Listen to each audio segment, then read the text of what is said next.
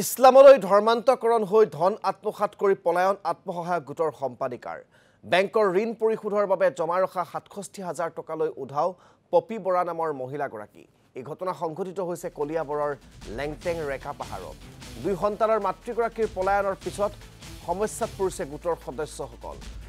৭ মাৰ্চত কলিয়াবৰৰ মিছাস্থিত চেণ্ট্ৰেল বেংকত ধনখিনি জমা দিবলৈ বুলি ওলাই আহিছিল ৰূপজ্যোতি আত্মসহায়ক গোটৰ সম্পাদিকাগৰাকী। গোটৰ ধন লৈ ৰূপহীহাটৰ ছফিকুল ইছলামলৈ পলাই যায় পপি বৰা নামৰ মহিলাগৰাকী। খালনা আৰক্ষী চকীত ৰূপহীহাটৰ ছফিকুল ইছলামৰ বিৰুদ্ধে ধনসহ মহিলাগৰাকীক অপহৰণ কৰাৰ অভিযোগ দাখিল কৰিছে স্বামীয়ে। মাৰ্চ মাহৰ ৭ তাৰিখে ঘটিছে। আমাৰ লোনৰ দ্বিতীয় কিস্তিটো জমা দিবলৈ আহিছিলে, কিন্তু পিছত গম পালোঁ যে মানুহজনী বেংকতো অহা নাই, মিটিঙতো যোৱা নাই। CLF-ৰ মানে মানুহজনী টকাখিনি লৈ বেলেগ এজন মানুহৰ লগত পলাই গুচি গ'ল। ৬৭,০০০ টকা ৰূপজ্যোতি আত্মসহায়ক গোট। এতিয়া এটাই বিচাৰোঁ যে আমাৰ যিখিনি টকা লৈ গৈছে সেয়া আমাক ঘূৰাই দিয়ক।